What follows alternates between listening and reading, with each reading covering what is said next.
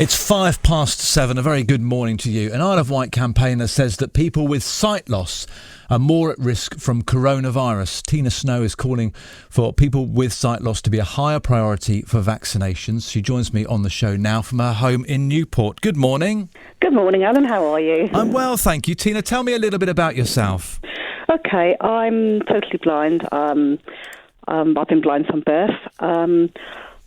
I have to get around on a daily basis. I use my guide dog. COVID-19 has presented a number of challenges. The main challenge is that we cannot socially distance from sighted people because it's up to them to avoid us. And another challenge is when I go out, I have to regularly touch handrails, have to use the traffic lights to cross Coppins Bridge, which is the main roundabout in and out of Newport. And when you're navigating the traffic lights, you have to hold your hand under the rotating cone. So what tends to happen once I've got across the traffic lights, I have to get my hand sanitizer out the handbag and sanitize my hands. And I feel that because blind and partially sighted people rely so much on touch, we are at very high risk of catching the COVID-19. I was reading a little bit about this morning, and one thing, for some reason, it stuck in my mind because I was wondering, of course, touch becomes that primary function, but someone commented that when they go to buy something, they might pick up 6, 7, 8 different items while they assess whether it is the one they want. And it was a little glance into a world that, sighted people like me often don't even think about. It's difficult. I mean, this COVID-19 is unseen. We don't know where it is. And you can't really sanitize your bananas in the supermarket. It's really difficult, isn't it? It is. With regards to the pandemic, coping mentally, because you've known this virus has been out there, has it had a massive impact on how you've had to behave as a blind person? Yes, it has. I think I'd say probably it's actually had an effect on my confidence. My confidence levels have dropped, unfortunately, because in some ways you need people to socially distance from yourself, but in other ways you are reliant on them. If you need to cross a busy road, you do need their assistance sometimes. So it's a really difficult situation, and you do find that society has changed. Some people they treat you as normally and will carry on assisting you, and other people will sort of say, "Oh, I'm sorry, I can't help you in case I catch the COVID-19 virus." Yes. So it presents its challenges. And they may also think that you don't want someone offering help and getting that close. They might think, well, actually, this person is blind, and they might be quite entitled to make their way themselves without me grabbing an arm or getting, within 2 metres distance. I can see all the confusion that would ensue normally without COVID is almost doubled or tripled. Do you believe then that people with sight loss should be a higher priority? Yes, I don't want to in any way jump the queue from priority workers such as doctors, nurses, police, home care workers. They need to be first, but I do feel that we need to be in the group, the group with 70s and 80s and the vulnerable group. I think that we need to be factored in. Yeah, I can see that because of the nature of the way that you want to live your life. I mean, it's an interesting insight into this world. Before you go, I'm wondering how can you differentiate? I think a lot of people listening will go, well, I feel more anxious when I'm out anyway. Do you think that's just sort of over-highlighted and emphasised in your world because you can't see? I think if I could see, I wouldn't be quite as anxious about the virus because you would adapt. You wouldn't be touching things as much. You might be using your sleeve to touch the traffic lights, or you would adapt more if you were sighted, I feel. I think you're right. Tina Snow, thank you for explaining that to us and joining us on the show today. I really appreciate your time for doing that. Have a good day, won't you, Tina? Thank you, and thank you for raising the subject for me. You're welcome. That's Tina Snow there, who's been blind all of her life, blind from birth, but would like to see people with sight loss raised higher up the list of priorities, as she's just explained, not sort of going above people like the police and care workers, but certainly raised up. Our reporter for Hampshire and the Isle of Wight, Dominic Blake, has been looking at this for us. Good morning, Dom. Good morning to you. The idea seems to make sense, but how easy is it to catch the ear of the authorities?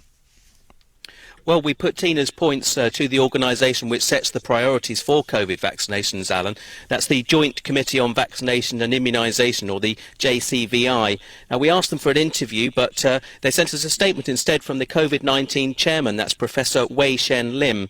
Now, he says the JCVI's advice on COVID-19 vaccine prioritisation was developed with the aim of preventing as many deaths as possible, and as the single greatest risk of death from COVID-19 is older age, prioritisation is primarily based on that. And he said it's estimated that vaccinating everyone in these priority groups would prevent around 99% of deaths from COVID-19, Alan. And I think when we heard Tina earlier, she was accepting that wave was vitally important, but making the point that we should also be thinking about how much harder it is for people with sight loss to avoid the virus.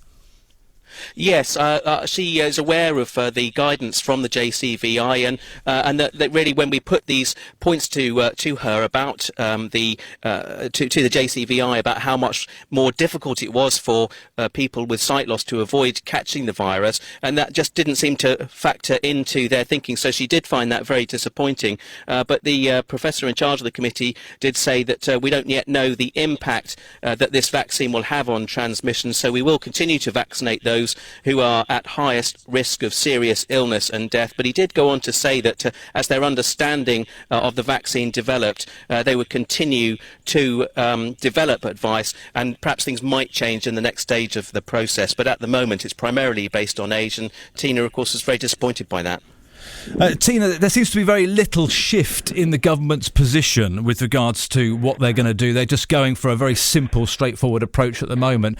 Do you feel disappointed by that? Is there more noise you can make? I don't know where I can go, to be honest with you. I am disappointed and frustrated that they have failed to listen to and address the needs of people with sight loss and the challenges they face on a daily basis. And they do need to factor in other client groups such as people with sight loss, physical and learning disabilities, who are all vulnerable groups. But I don't know where I can go from this, because it doesn't seem as though we can have any dialogue. OK. Dom, are you still there? Are you still with us? I am, yeah. I'm just wondering what Tina can do. Is it now up, because you've been involved in so many of these different sort of journalistic elements to these campaigns, and some have been successful, some have fallen onto stony ground. Is there a next move for Tina, or just keep lobbying or start a petition? Is there anything that you've seen in the past that can help?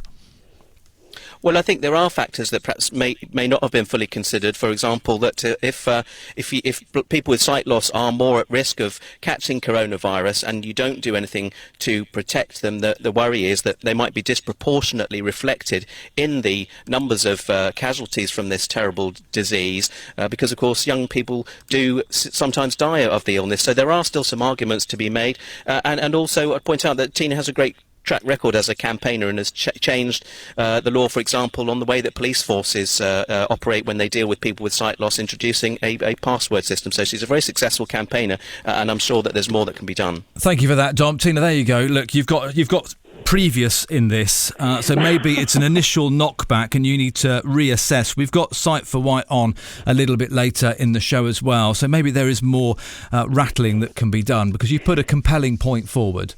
Thank you very much for listening to me and giving me the time to air my views on radio. You're most welcome. Take care, won't you? That's Tina Snow from Newport and our Hampshire and Isle of Wight reporter Dominic Blake.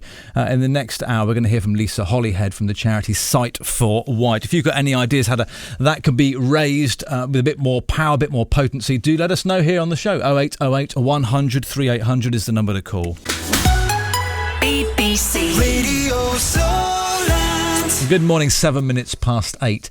Now, an Isle of Wight campaigner says that people with sight loss are more at risk of catching coronavirus. Tina Snow is calling for them to be a higher priority for vaccinations, but a government expert has told us that is not going to happen. Our Hampshire and Isle of Wight reporter Dominic Blake has more on this, and he joins me on the show now. Morning, Dom. Good morning to you, Alan. Explain to us why Tina's so worried.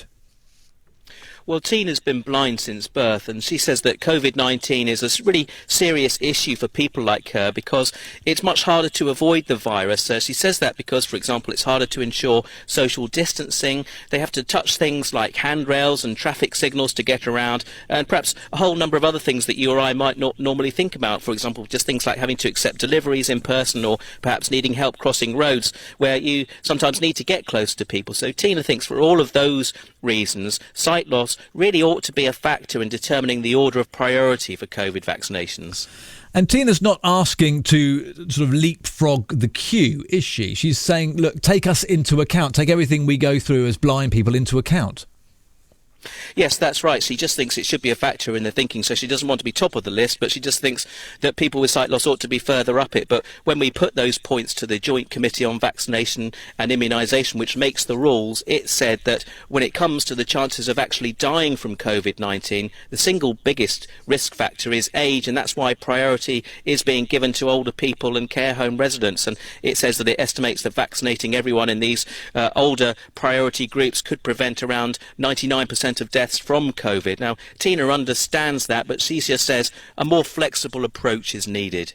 I don't know where I can go, to be honest with you. I am disappointed and frustrated that they have failed to listen to and address the needs of people with sight loss and the challenges they face on a daily basis.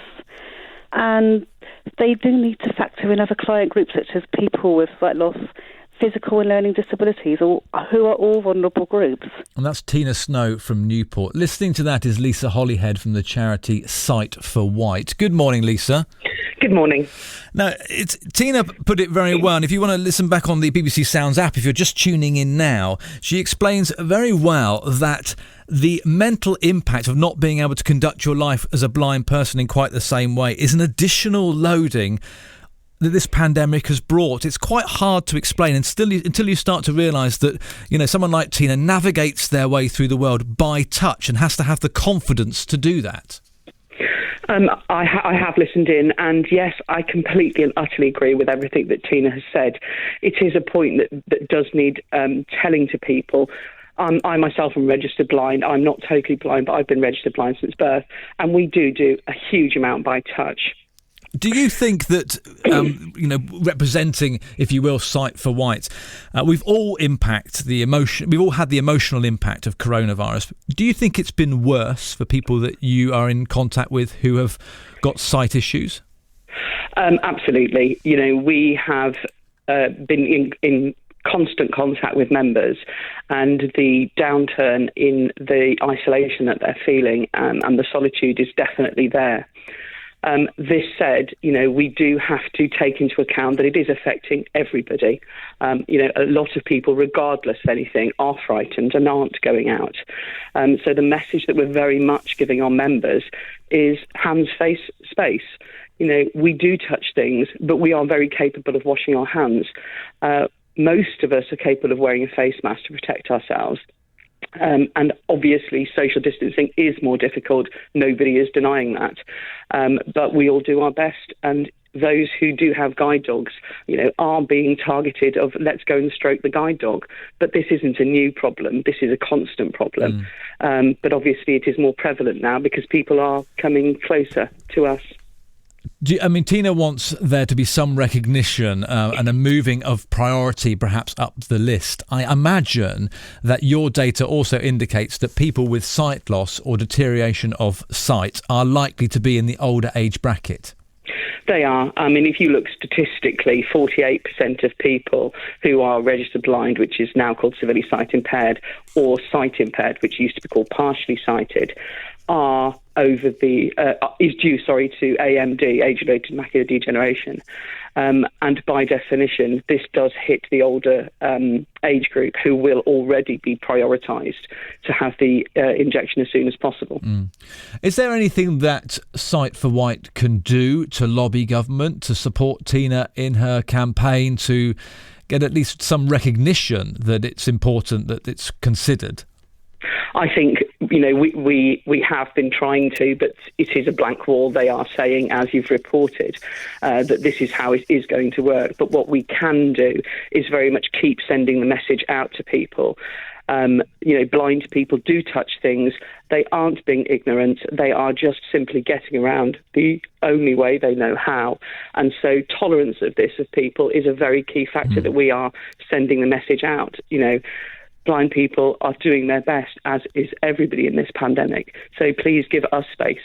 Has your world changed, just finally before you go, has your world changed with regards to how people interact? I'm thinking of, we were talking about this right at the beginning of the pandemic. For most people, there was lots of chat about online delivery. I'm waiting for my online shopping delivery. Now, for most people, that is, if they can get a slot, that's the first miracle. But the next bit is they load it into their kitchen and they sort it out. For someone with sight loss or who's blind, that simply isn't as easy.